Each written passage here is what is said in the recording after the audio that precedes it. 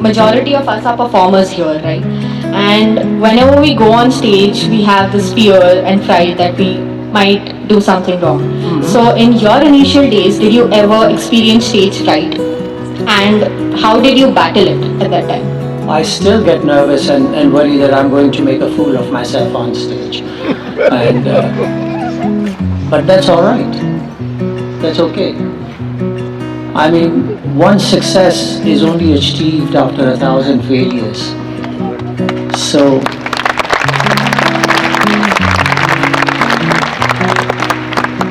if you want to be successful, you should not be afraid of failing. That's important. So, when I get on stage, I know that there are going to be moments where I'm going to look silly. That there's going to be mistakes galore, and that I'm going to have to grin my way through it and pretend like nothing silly happened. I'm good at that.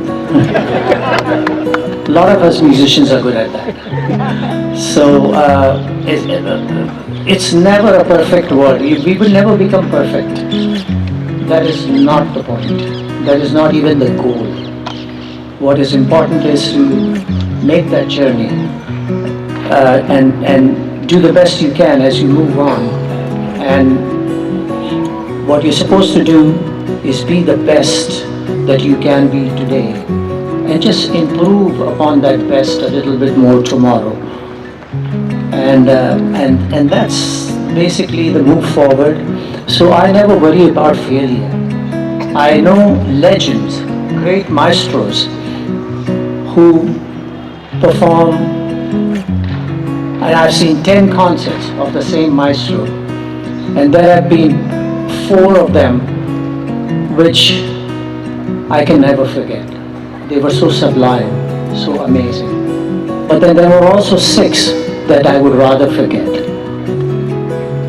And it's not because they weren't great or they weren't a legend, but it was because they were attempting to think out of the box. They were attempting to do something different, something not just your everyday package. They wanted to reach for the star. They wanted to take a leap of faith. And when you do that, some days you fly and the leap is successful, and then other days you just fall. And so that is something that I have seen and I've learned from. And the greatest have been embarrassed. And one of the reasons this stayed with me is my personal experience. I was in Nagpur and I was maybe 15 years old, and I was playing in the festival organized in Nagpur. So on the first day of the festival, I sat down to play with a violin maestro, and within 20 minutes of the concert beginning, we were booed off stage. Get off, get off, get off. And I was so heartbroken, so dejected. I didn't know what to do. And I was afraid because 2 days later I was going to play again with other musicians. And I was very nervous, and I almost was ready to get on the train and come back to Mumbai. But I gutted it out and I got on stage 2 days later. And it was the most amazing concert ever. People were like clapping and going nuts and just appreciating, like, you know, unbelievable appreciation. And so, and then when we finished playing, they asked us to play more. So on the same stage with the same audience, there was an immense failure one day and equally amazing success 2 days later.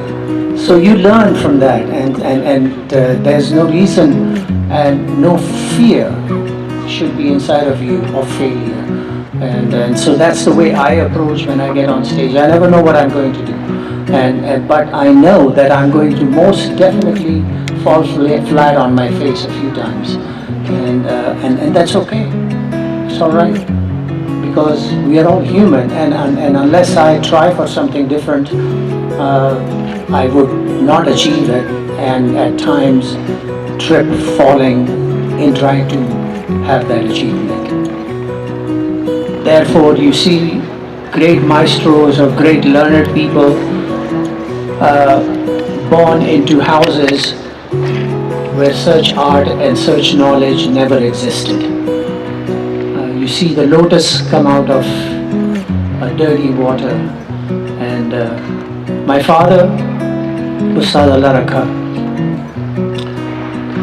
does not belong to or did not belong to a music family. His father and his father before that, they were all farmers and soldiers. They fought in the World War, took bullets and so on. So it would not have been in the conventional sense, wisdom, to imagine that my father would become anyone other than just a farmer or a soldier himself. Yet he attained to greatness beyond knowledge, beyond understanding, as the legendary Ustad in one lifetime. That is. So I guess I'm trying to say the destiny is written. I was fortunate that I was allowed by the Almighty to be born in this house, and just from the very first moment that I remember, my friend, my brother, my sister, my mate, whatever you want to call it, was always a tabla. And so it is possible that Tabla chose me and said, well, there you are, and there I am, let's be friends forever. And my father always believed, and he told me that every instrument has a spirit inside of it. And you can learn Vidya, but until the spirit inside the instrument decides to accept you, you will only be halfway there. When the spirit accepts you, that's when you know that your path has been laid out for you and that your destiny is defined, and that you are now walking in the direction that you're supposed to. So getting the spirit to accept you is half the battle.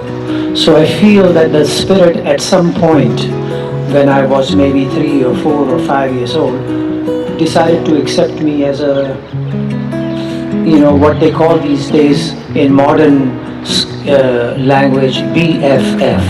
You know what that means? Best friend forever. So Tabla decided to make me